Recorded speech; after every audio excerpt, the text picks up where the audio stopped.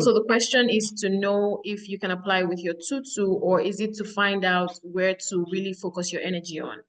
Exactly. That is my question. So that I would, when I'm applying, I will not be like going amiss the second time. Okay, so my advice would be to first, tutu is not a barrier. Like I stated, first class, second class upper, and second class lower. Second class lower is what we call tutu. Second class Yes. upper is 2-1. So those, I know people who are here with tutu as Sorry, well. So before you start answering, I want to ask, is it compulsory I do my worst so that it will be part of what you answer? yes, I think because you have, like you said, there's this other degree you mentioned that is graded as like a PhD. You might need to do a West evaluation. I know many people from Nigerian schools try to do a West evaluation, especially if you want to do a PhD. It just helps them to really gauge where you were, But if you want to do a master's, you might not need a West evaluation. So just check again. This is where some of you might get more hands-on advice. Reach out to some of the schools that you have listed. If you have even gotten to that stage yet, you need to reach out to somebody in that school. If you haven't gotten there, you don't know who your graduate recruiter is or recruiting team is, you can check on LinkedIn, find people who are in that school doing a master's or a PhD, and then you can ask them direct questions. These people are all over, Nigerians, Ghanaians. You can always reach out to them just for more specific advice, because I know West evaluation is subjective. But to answer your question, I would say if you want to do it again, put your best foot forward. Where do you have the most experience? Where do you have more papers? Where do you really see yourself doing better? French is great, but do you want to do a master's? Are you applying for a master's in French? If you want to apply for a master's in French with an undergrad, with your tutu, you don't have a problem applying for a master's in French. You don't even need a GRE. I'm just saying. But if you really want to do a PhD, you have your undergrad in French, you have masters in peace and conflict studies, and you want to do a PhD around that, and you have papers and publication in that area, especially to support your PhD application, I would say do your PhD. Focus more, channel all the things that you have towards your PhD. So that would just be a you thing. You have to really figure out, okay, why do I want to do French? What opportunity, like Engineer Wee was also saying, what job opportunities will I get as if with a master's in French or anything related to French in America? How would that help me with my sponsorship? So you have to think long term, and then, but what will a PhD do for you? A lot. You can graduate from a PhD and transfer into the academia here in America and become a professor, an assistant professor. That's even an easier pathway. So I would really say that you have that understanding within yourself and just make a move with the most package you have, for lack of better choice of word. Like with the most resources that you have, I would say go for that move. Thank you very much. All right. So please, for anyone else that will be asking questions, we would like you to just hit the questions straight. Please, if you could just go straight to the question in 30 seconds, just put your thoughts together. If you think you can better express yourself in the chat box, just put it there so that we can maximize time and take as many questions as possible. I'm coming over to Peace now. Peace, your question, please. Okay, thank you, Engineer Wee. Thank you, Dorcas, for this section. Okay, I'll be very brief and fast. I've written down my question. I have 3 questions. So before I continue with my question, I want to send my love to Bosinuola. I think she gave me, about the last webinar, she gave me more insight, and I sleep and wake up, and I am expectant about what is the scholarship that is happening in few months' time. So back to my question now. For Dorcas, at what point do you start applying for the funding opportunities? Is it after the offer you've gotten from your school or before? That's my first question. Then secondly, I don't know if you want to take it one after the other. I should just run my question. You can run it. I'm writing it down. Okay. Secondly, you mentioned something about loans for funding opportunity. Are the Empower loans really available for international students? Because you did not mention anything about the criteria and all that. Then thirdly, can you apply for a second master's degree after your master's in Nigeria? And can that be an edge, just like the standardized test? Say, there are some schools that don't allow a second master's degree if you've gotten one already. So, but if you have a master's degree and that's where your career line is towards, can it be an edge, just like the standardized test? If you don't have GMAT, if you don't have GRE, can you put in that as a strong edge for you? So that's my question. Okay. Thank you. All right. Okay, thanks for those questions. Very, very brilliant questions. So the first one you asked is, at what point do you start applying for funding opportunities? So if you package everything, GRE, great statement of purpose, resume, everything, CV, everything checks out, you take some of the steps that I have listed, you don't need to apply for anything. Your offer, as it's coming to say, we're happy to let you know that you've been admitted into the school. The next page is saying that we've also recognized your outstanding, your outstanding track record, your career growth, whatever it is, and we'll be offering you a merit-based scholarship. That's typically how it comes. So you don't need to apply externally for like the merit-based scholarship. It just comes with your offer. Everything comes together as a package. Now, if you apply to the school and that offer does not come in that way, then the next step you will take is to start looking for on-campus employment within your school. On-campus employment that offers graduate assistantship, that would offer you, the moment you get that, maybe you reach out to a professor and says, oh, professor, this is my background, this is my skills, this is my CV. I would like to work under you as a research assistant or a graduate assistant. If the professor says, yes, I would love to have you on board, that means that's what the graduate assistantship or research assistant means. It means that by the time you go through that whole process of regularizing and putting everything together, something will come that covers your tuition. That one comes side by side. So just general, you don't need to apply to any other scholarship aside from your application for merit-based. But every other one, you might need to reach out personally, even for the external fellowships and scholarship that I mentioned, like the MasterCard, you might need to apply to those bodies on their own for you to be able to get, your scholarship from the school, if that is clear. And then the third question you asked is, can you apply for a second master's degree? So honestly speaking, based on the knowledge that I have and what I hear from other people, why would you, just think about it like this, why would you want to tell a school that you have a master's degree in economics, but from Nigeria, but you want another one from their school? Why? Because what you're trying to say is, I want a master's degree, but I have one, but I want another one. Why do you want another one from our school? So usually what people do is, if they have a master's degree already, they go for a PhD. Because even visa-wise, by the time you get to the point where you have to apply for your visa, they don't even like to hear that you're going for a second master's. Why? Why are you going for a second master's? So what people do is, when you have a first master's, just go for a PhD. That's what people do. That's what I would advise, except you want to keep it from your school. People keep it from their school. They don't mention to their school that I have a master's, or except this master's is from a different field from what you already have. But if it's in the same area, I don't think it's an information you need to disclose, especially to your school, because it doesn't make logical sense as to why you want a second master's in that same course. And I hope that answers the question. And then finally, you asked Empower Loan, if it's accessible to internationals like Nigerians. Actually, I know a lot of Nigerians that in fact, I think it's actually available to many of us in Africa. Empower Loans is a loan that's accessible to us in Africa. It's mostly for internationals, I believe. So yes, I don't know about the steps and the requirements for that because I didn't apply to it.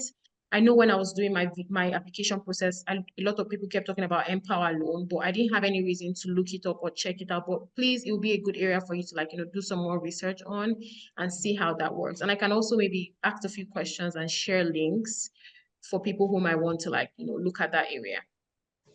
Thank you very much. Our time is fast spent, but I'll take, we still have a discussion opportunity where we don't limit it to just the questions you're bringing up. We can then, stimulate conversations around other things, and we'll be going into that very shortly. But I'll let Ibukun Ulua take a question now. While Ibukun is preparing for a question, just to mention that So one of the things we do in Career Drive Academy is to provide scholarship application guidance and university placement. So if you think that's something you want to do, we've got our platforms. We're going to put the link to our platforms in the chat box. Just click on those links and then you can come over to our platforms and then interact with us from there. I've also put in the details of our portal, the website, contact details. You can reach us through that. I think the other thing I would like to also say is that if you, we're also going to put in a link for feedback. We'd like to get feedback from you to know how we can improve the session going forward. So if you've got some feedback for us, please make sure that you fill in your some details into that feedback form. I would go with that. All right, Ibukun Olua, over to you for your question. Okay, thank you so much, Engineer Wee, and thank you very, very much, Dorcas. I really appreciate this session. So I'll go straight to the questions. The first question is, you said we should be in touch with the graduate recruitment team. So do you mean the professors of our department or the school's graduate admissions team? How do we go about that so that we can start? And how early should we start? After we apply or before we apply? Second question, the work visa, does your company have to sponsor it, or when you're working you can save up and get it? Finally, the visa interview, can you, since you going through this method like merit-based scholarship, how was your visa like? How do you answer the questions best? That is it true that they do not want people that want to jackpot? How do you present yourself? Thank you. Those are my questions. I hope I wasn't too fast. No, you're right. You're right. Those are actually Okay. very great practical questions too. So the first question you asked was, how do you reach out to professors? So we are, I always like to say we are human beings because I always want us to fix ourselves in these people's situation whenever we think about these things. There are many people applying to this school. Some people will just keep doing the application, never reach out to anybody. But you, before you start the application, you've texted, you've identified first, you've done your listing, you know the schools and everything. And then you even know who your graduate recruiting is, because sometimes if you started this application and you have not finished just starting it, the graduate team starts to reach out to you. They tell you, oh, Ibukun, we see you have started your application. Are you go ahead and submit? They just start sending you automated prompts. And under those automated prompts, you see who it's coming from. You see the email, you see the name of the person the prompt is coming from. What I did, I literally reached out to the person like, hi, my name is Dorcas. I'm a prospective student at this, and this school. I'm so excited. I'm currently wrapping up my application. Are there any information sessions that I can be part of to learn more about the program? That is how I started. This time I'd not even started my application. I was just throwing my legs in. And then they reached back, were like, oh, Dorcas, we're so happy that you started your application. This is a calendar. Look at our calendar and see the events. Now, you've already started to create a rapport. By the time I submitted my application, I started bombarding them even more. Oh, I've submitted my application. I haven't gotten any feedback. What do I do? What's the next step? This is, if there's somebody else doing that with you, maybe 2 or 3 other people, but your name is in their mind, your name is in their thoughts as you just keep doing this. If it's a professor that you also want to reach out to, you literally can find professors. On LinkedIn is also a very great place to meet all of these people. Find the professor, reach out to them, send them an email. Their emails are very accessible online. You can put their name or put the school, the email of the professor will come, the phone number would come. Reach out and say, oh, I'm applying. I'm so glad. I can't wait to be in your class. All of these things are the moves that you can make. I hope that touched and answered that question. And then the second one is, what visa does your company have to, do you pay for your company to sponsor? No. If the company decides to employ you, they know you're an international student and you have already stated that you need sponsorship, it's all from the company. They go through their legal process and every process to keep you. So you don't have any interference, you don't have to pay anything. Your company takes care of the entire package if they decide to sponsor you. And then what was my visa application like? Again, I know that might not be the best forum to put all of those information, but everything that you do, even with your application, contributes to your visa. Like if you literally send that email to the professor responds, that is something you can brag on. When the visa officer is asking you, for example, why do you want to go to this school? You say, oh, I appreciate the work of so and so professor. I have been in contact with him. I said these things during my interview. I have been in contact with him. He's so excited to have me. I'm so excited to learn under his tutelage. Those are some of the things, all the moves that you have made that you can pitch in during your visa interview. But general overview, and I'm trying to talk very fast because of our time. My visa interview was pretty smooth. They would ask you questions like why you're going to the school, the JACPA intent. That's what they always think, that everybody's trying to JACPA. That is the point blank. You are a prospective JACPA person when they see you. So you have to sell your intentions without making it look like I want to JACPA. You have to sell your intentions to make it look like I really want to go to school. Like I've done this, I've written a standardized test, I applied to this school, I have a graduate assistantship, I have full tuition waiver. This shows intent. I really want to go to school. And then if it's beyond reasonable doubt, they let you go. But some people who don't have maybe any form of scholarship, you don't have a loan, maybe your parents also do not have enough money to cover or sponsor you, they are wondering, how do you really want to do school? Or are you just trying to run away? So these are all the things that just contribute to people getting a denial or like an acceptance. I hope I was able to answer your question, and I hope I didn't take so much time too. Thank you so much, Dorcas. Yes. You're welcome. Thank you, Ibukunoluwa. And I'm going to take Ezekiel's question now, and then I'll let other people just hold their thoughts and bring those thoughts to the discussion forum, where we can then engage in further conversations, stimulate other ideas. Doesn't have to be limited to what Dorcas has presented, and also encourage some people. We also understand the fact that some of you on this call, you've probably gotten a scholarship for a previous degree, or you're applying and you've applied before and you understand some of these things. So we also want to create an opportunity for you to contribute.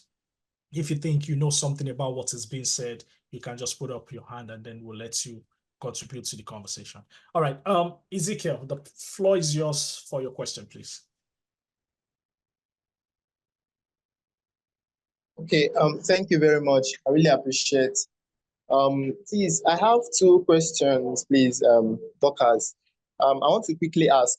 Number one, my first question is, how possibly is it for someone to get a fully funded scholarship or a fully funded opportunity for someone that is transitioning from one career path to another? For instance, I studied agricultural engineering, and I want to go for my master's in maybe data analytics or cybersecurity. How possibly it is for me to get a fully funded opportunity? Then the second question is, for an estimation, how much do somebody probably needs to get, all right, maybe in your account or something, some kind of funds, before you can actually move from Nigeria to maybe the US after getting an opportunity? Sometimes you need to prepare yourself, maybe get some money before they probably come for your aid. So I want to know, how much can somebody probably get before he or she can think of moving from Nigeria to the country? Thank you very much. All right. Okay. Thank you so much for that question. Very important question too. Well, the first thing is, if you have an undergraduate degree in engineering, agricultural engineering, and you're looking more data science, what I usually would advise is do an MBA, a master's in business, with a concentration in data analysis or business analysis. So I also technically switched careers. Even though my undergraduate degree was in business, all of my experience didn't have any relation to direct business operations. It had components of business operations, if you think about it, but it wasn't like, oh, I was maybe a HR personnel, operations manager. No, I was a project manager, just doing other things in social impact. But it made sense that when I was transitioning into full business or into like a master's, I went for an MBA. So typically, I have engineering students in my MBA class, people who have industrial engineering, electrical engineering in my MBA class. So you can make a good case when you say, I'm trying to transition more into business, but maybe just tie whatever you have with business and with data science or like cybersecurity and how it benefits. Again, that's where people like, Career Drive come in. They would help you come up with like a very, very solid personal statement or statement of purpose that links what you have with what you want going forward. But I wouldn't say you just completely move away from your engineering to straight cybersecurity. Many schools want to see experience. They want to see backing behind that class that you want to go for or that course that you want to go for. The visa office is another big deal you have to always put in consideration as you move. Why would you want, it just would not add up. So I would say look more towards an MBA program, but MBA that have concentration in cybersecurity or data analysis. That would help you more. That's something that I also did. And then your second question is how much you need. So honestly speaking, that is also very subjective, school to school, because when they give you your admission, before they give you the documentation you need to apply for your visa, it's called the I-20. That I-20 is what shows how much needs to be in the person that's sponsoring you, how much needs to be in the account. Now, if you get a graduate assistantship that covers it, you just need very little support to show. But I think that's subjective. I might not be able to answer that question directly. You have to look at that school, know what they need from school to school. Yeah, it depends. It depends on the school. It depends on your program. So I might not be able to really give you like a direct response to the last question. Okay, thank you very Excellent. much. You're welcome. Thank you, Ezekiel. Excellent.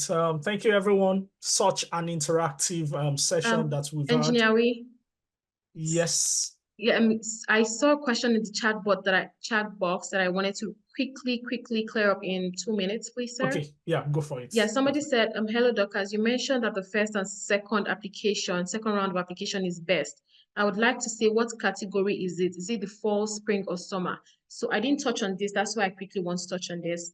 In the US, there are 3 recruiting seasons. There's the fall. The fall is from August to December. So people start school in August. They come in August. There is the spring. People start school in January. They start their program in January. There's the summer. People come and start their program in June, July. Now that is just when people start school. But the round of application is the duration or the time that you need to apply to those programs. So if you want to come in the fall semester, what round do you need to apply? How early do you need to apply if you want to come in August? How early do you need to apply if you want to come in January? And how early do you need to apply if you want to come in June or July? So the recruiting season is different from the round of application. I hope that is clear and that helps. But yeah, thank you, sir. Thank you very much, Dorcas. All right, so thank you everyone for your patience. We're going to wrap up the call at 5 on the dot. We're very conscious of time, and so we respect your time, and we know that you've got all the things lined up after the session. But this is the point where we do discussions and a practical drill. And the reason for the practical drill is we've said a lot of things. Some people are still trying to picture what has been said. And so at this point, I'm just going to share some things, show us some things, and let those things drive some conversations, all right? So one of the things that Doc has mentioned is about sending emails to professors. And I've just put a template here. It's a simple template to help you reach out to professors. What do you do? How do you even say it? If you're a prospective student that is looking for MSc or PhD, how do you start? So this is an example. Of course, you can then adapt this to your specific situations and your needs. But I think the most important point I want to convey here is that if you're having a dream to study or to travel, you need to start working on your skills. I mean, I feel very disappointed when I see a couple of Nigerians. I know this may not apply to most of us, but I see a lot of Nigerians who claim that they want to study, but there is zero improvement or zero effort towards self-improvement. Please stop joking. That's the message. Stop joking. If you really want to do it, we're talking about moving to a country where the standard of education far exceeds the standard that we're probably used to. And so it's important that your laptop becomes your friend. I've seen a couple of people who say they are, and please, this is the point. Even if you find yourself in a country and you're studying, for many of us, the study is not the end point. You want to be able to complete your study and also get a job. I've seen a lot of people complete the study, they struggle to get a job. And it's also because of the same thing, lack of personal development. learn to write well. ChatGPT makes it super easy for you to learn how to write now. I'm not saying use ChatGPT. If you use it, they're going to find out and they're going to nail you for it. But these days, all right, let's do a practical thing, and I'll just show you guys quickly. I'm going to stop sharing that screen, and I'm going to show you guys quickly what happens if you use ChatGPT to try to write anything. And I'm going to show you what they are going to do the moment they know that that's what you're doing. So I'm going to put on my screen a ChatGPT box. I'm going to also put something on my screen, and I'm going to show you a few things. And I've done a video about this before, and we have that video. Lola, if you can help me just go to, if you can find the link, if anybody can find a link to that video. We did a video on how to use AI tools to improve your writing. That video is on our YouTube page. If anybody can find the link and put it in the chat box, that would be perfect. But I just want to show you guys something. All right, so I'm going to share my screen. Yeah, I'm going to share my screen. Now, this is how ChatGPT works. And on ChatGPT, you can stimulate ideas. The main goal of this is to help you to stimulate ideas, to develop ideas. How do you start? What do you want to start with? And so if you put in how do you win scholarships or whatever it is, it's going to give you ideas. So if you describe yourself, let me just go to something like this. Now, this is an example of a personal statement for someone, for example, and ChatGPT can write this for you. In few seconds, you have it. But I always tell people, use this as a guide. Always write in your own words. Always write in your own English language. Because the risk with this is they can run this write-up through anything that checks for AI writing. So you can go to this portal. This portal is called GPT-0, and you paste what you've written in ChatGPT and check the origin of that thing. And boom, immediately the person sees that this is 59% generated by AI and 40% human. So already this person knows that you've used AI to generate this. And the reason the percentage of AI here is low is actually because I've actually made some changes to that text before copying it out of ChatGPT. But if you've done something that is entirely AI generated, it's just going to give you 100% here. And the person knows that this person probably doesn't even know how to write a sentence, and they've just relied on AI tools completely. So I always tell people, you can use AI tools, but you have to learn how to humanize that. That's the word. Humanize it. Put your own flavor, put your own stuffs. At the end of the day, it's not going to come and look exactly like it's an AI written document. And some people also use some platforms like this. And what this platform does is that the AI text that you have can be converted to human-like text and is plagiarism free. And that way, nobody knows that you actually used AI to generate it. But platforms like this are usually paid for. And so you have to subscribe for a fee and then get access to it. But that's the point I wanted to make about that. Lola, you have a question. Go ahead, please. Oh, it's actually not my question. It was from the group. Someone said, thank you, Dorcas, for the amazing presentation. Please, what are your chances of getting scholarships without the 3 to 5 years work experience? And what if your current job doesn't tally with what you want to do for your master's? Oh, fantastic. I'm going to run through this because we're already in the conversation, the discussion forum, and it's not necessarily about the US question now. So if you don't have years of experience, you still qualify for certain scholarships. The whole idea is look for scholarships that you meet the qualification criteria. Every scholarship has got some qualification criteria, and for some of them, the years of experience is not a requirement. I say that again, for some scholarships. I think the problem is this: some Nigerians are too lazy to read.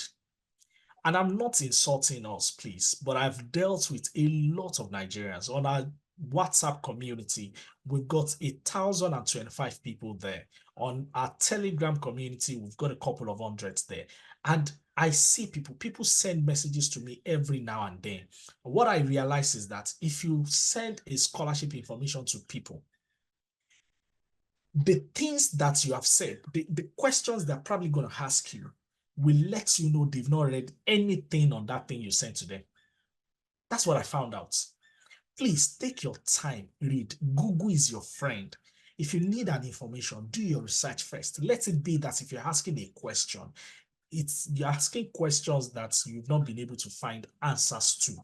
That's the best way to ensure that you're also valuing people's time. People see that you value their time. So I'll just go back to the question that Lola asked again. There are scholarships that do not require. We post hundreds of scholarships every time. I mean, that's the funny thing about the group. Sometimes I feel like we should not even post too much, because the question is, how many are people checking? We post some scholarships and people come back to tell us that, oh, you post a lot, but please, can you send to me when you have something on mechanics? The answer is no. I don't respond to those things. But to tell you now, the answer is no. I won't send it to you.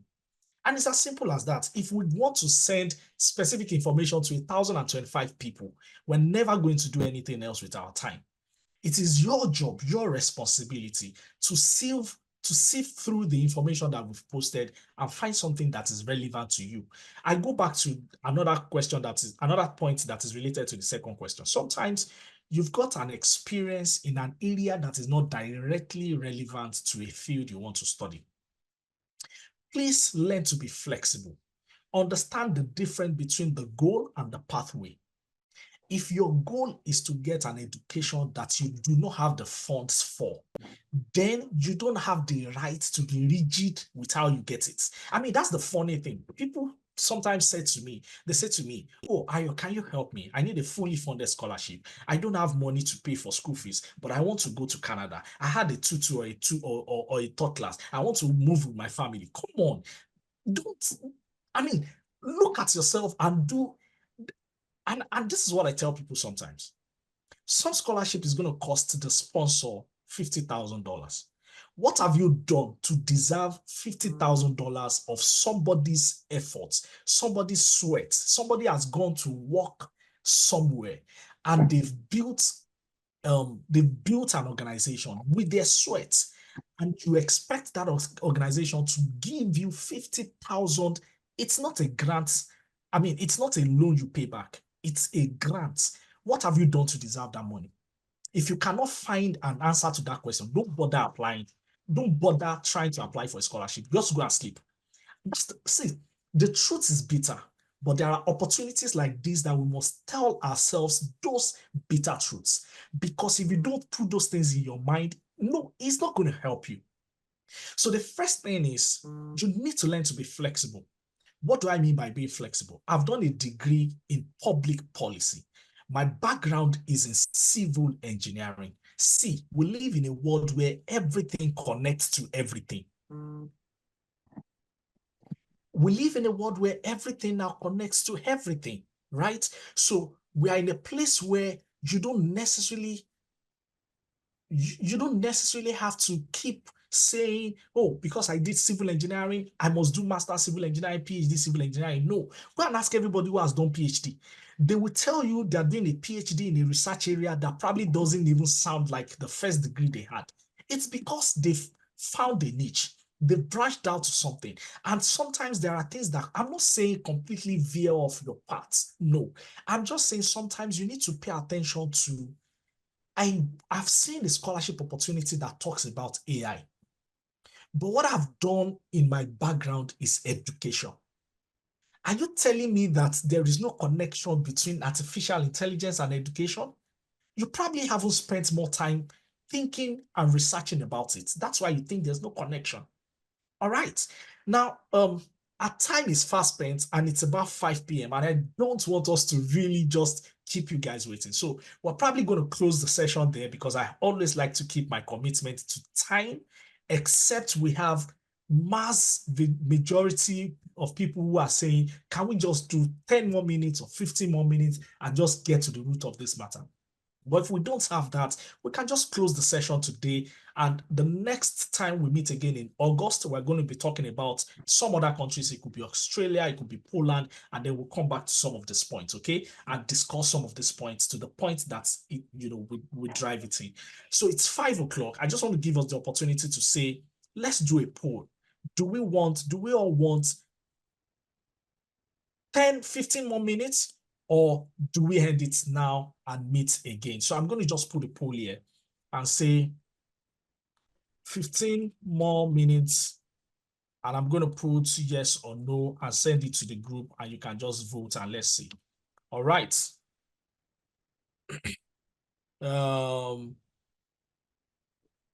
Okay, so save. How do I share this poll? I've just done a poll, but I don't know how do I share it. 15 more minutes. Okay. Anyone wants to say no? If you want to say no, just say no. But I'm saying yes, 15 more minutes, 10 more minutes. I'm saying that 15 more minutes. Okay, perfect. I'll do 15 more minutes, and apologies for that. I'm usually the type of person that likes to keep to the bargain. All right, so 15 more minutes. Let's talk about this. Be flexible. Think about, you've seen a scholarship opportunity. The question you should be asking is there a link between this opportunity and what I've studied? And if what you've studied is different from where you have experience, what you need to ask yourself is, what really is your future goal? What really do you want to do in the future? If that connects to where you have experience, you can use your experience to find scholarship.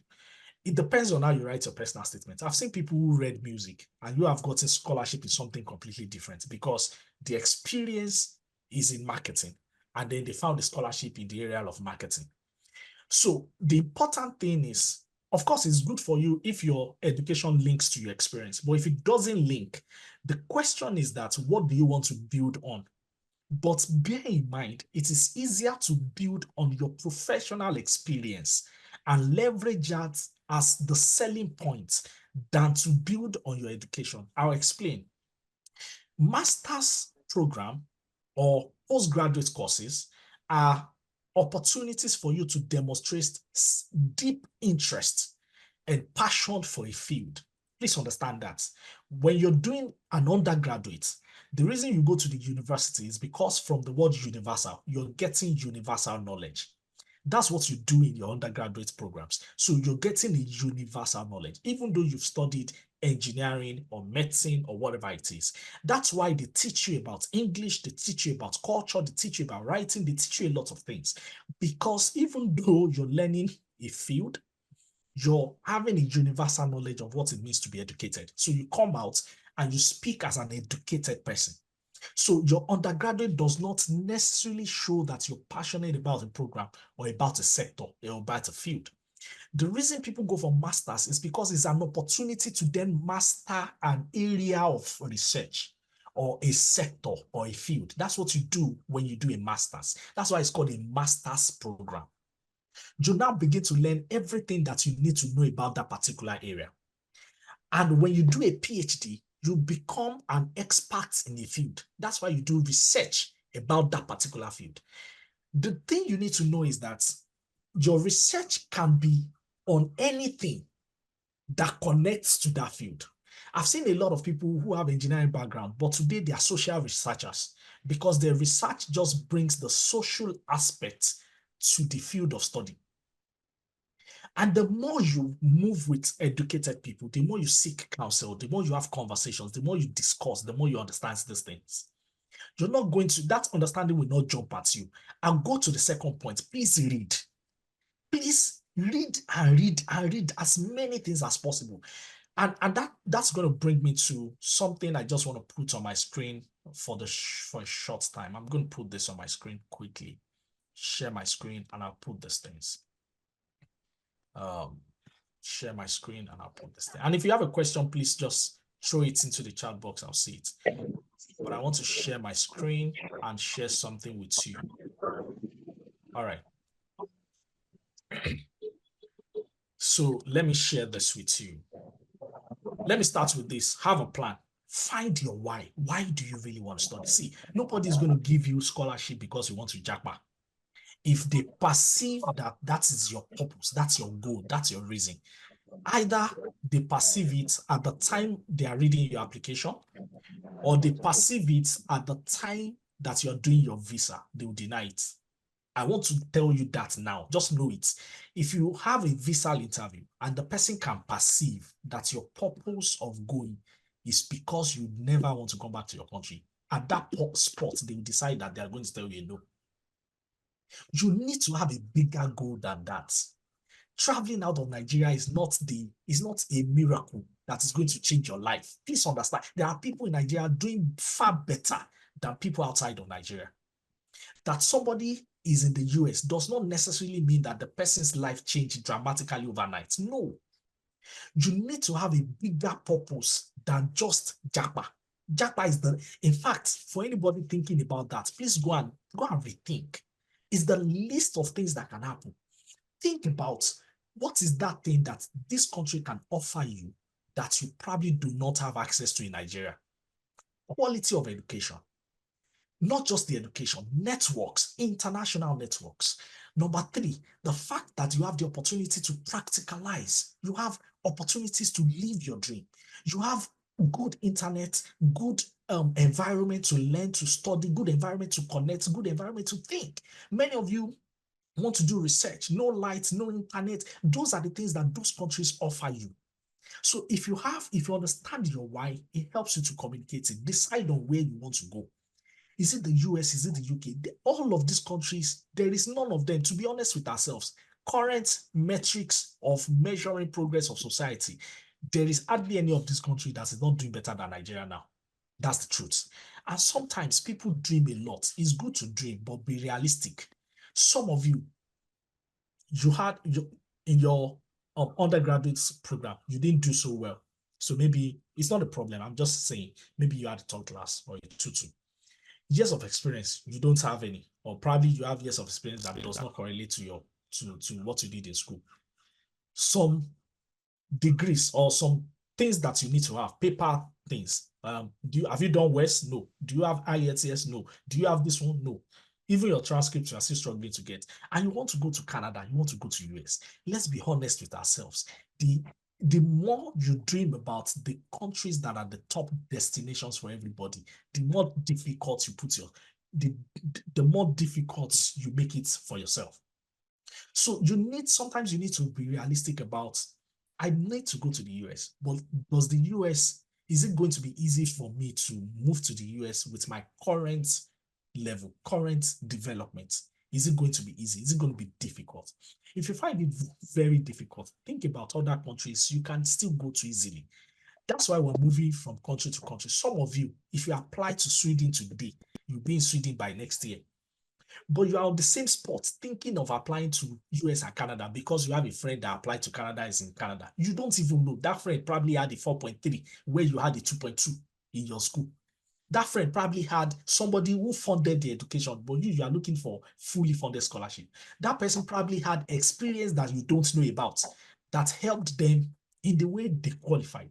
Some of those people hired the best of consultancy services to write the statement of purpose, to write the CV. But if we tell you to come and pay for CV and statement of purpose, you say, how can they be asking for money? What is there? Is it not to write CV? Well, that's it. That's how life is. Sometimes you have to say, do you start from countries that are easy for you to get into? Europe. People go to South Korea. I know a guy today who is doing fantastically well. He started this movement from South Korea, and from South Korea is in Canada today. Some people go to Japan first because it's easier, and from Japan they move to the other place. Then understand your how. How do you want to do it? This is where we come in. Do you need to spend time with people who will guide you? We're doing a coaching program that takes people through what they need to know step by step. Some of you don't have time for that. And then think about, when do you want to start? Are you starting today? Are you starting tomorrow? But this is the main point I want to, and I'm going to stop at this point. There is always an alternative for going. See, if everything you have been doing is everything you want to continue to do, and you want to achieve the dream, I'm sorry to say it's going to be difficult. If you need to achieve some things, it needs to start from how you use your time. If you are the kind of person that you watch every movie, you watch every football match, you go onto YouTube to download every every video, either it's relevant or not. You talk away your time, you move around to everything takes time. But guess what? Every one of us has 24 hours of a day. Anything you channel your time to becomes something that you easily master. There's a rule I tell people that I coach. If you dedicate 4 hours per day to learn about scholarship and applications, next year, this time next year, I guarantee you, you'll be in that place. But if you are the kind of person that in 1 year, 2 months, 3 months, 4 months, you have never read any book. There's a book I wrote, Edge. This book is about, it's on Amazon. It's about applications for job, for careers and everything. I have people that I've given this book to free of charge. They've never read it. They've never opened it to read it. They have it free of charge. You go to Amazon, you can buy a copy, but I have people I send it to, they've never read it. The question is, what have you learned that you want to use? What do you want to give up? What are those things that take your time, that waste your time? If you are always on Instagram, please, you can focus on doing skits. If that's what you enjoy, you can become successful being a skit maker. You can become successful selling something on Instagram. Everybody doesn't have to go for education. But if education is your dream, then focus on it, give time to it, learn about it. The more you learn about it, the more you get the opportunities. And I'll stop here because I just want to allow for final questions, final thoughts, and we'll wrap it up for today. And if you have a place in mind, a country that you think we need to go to next, then let us know so that we can prioritize that country. We're thinking about Germany, we're thinking about Poland, we're thinking about Netherlands, and we're having Poland, Australia also lined up. So let us know. All right, that's it. I'll stop here and then I'll stop sharing my screen. And I want to say a big thank you again to Dorcas. Can we just put our hands together and appreciate Dorcas for such, I thought that was such a fantastic session. You delved into everything like an immigration consultant. Thank you so much, Dorcas. Thank you. Yeah, thank you. Thank you so much for the opportunity and thank you all for listening. Please feel free to connect with me on LinkedIn. Some people already did. I was busy responding to some text. So feel free to connect with me on LinkedIn and ask questions. I will try to, offer whatever that I know and then maybe do well to refer you back to Career Drive or refer you somewhere else depending on the need. But thank you all so much. I appreciate it. It was a pleasure. Thank you very much, Dorcas. Thank you. All right, final thoughts, final questions in 3 minutes. Anybody? While we're doing that, can we also please help me appreciate the team that has been working so hard to put all of this together? Lola is here, and Praise, where are you? Our fantastic moderator. Praise did a fantastic job moderating the session today. Thank you so much, Praise. Thank you. Folake Belu. Folake is an amazing person. She's on another level entirely, and they do exceptionally well. Some of these guys meet at night to make sure that these sessions hold. So you really, really need to appreciate them. You need to celebrate them. Praise. And if you're comfortable coming off camera, you want people to see your face and know your face, that's fine. So that if they see you on the road, they quickly grab your shirt and say, Career Drive, help me. I want to travel next year. All right. So thank you, Folake. Thank you, Praise. Thank you, Ayobami. Thank you, Boluwatife. Oluwatime, I think is on the call also. Thank you, Lola. Thank you, Suliyat Ibrahim. Thank you, Peace Yusuf. Thank you, everyone. And thank you to you for joining. It's such, we're not going to be here if you don't join. But this is what I want to leave you with.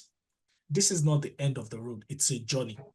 Give yourself a time. If that is the goal, give yourself a time. That's this time next year or this time 2 years. Then start having a plan. What are the things you need to do right now? Okay. Somebody said, I'm working with an organization. Can I go on study leave? Yes, find out from the organization. Organizations have study leaves that they can give to you.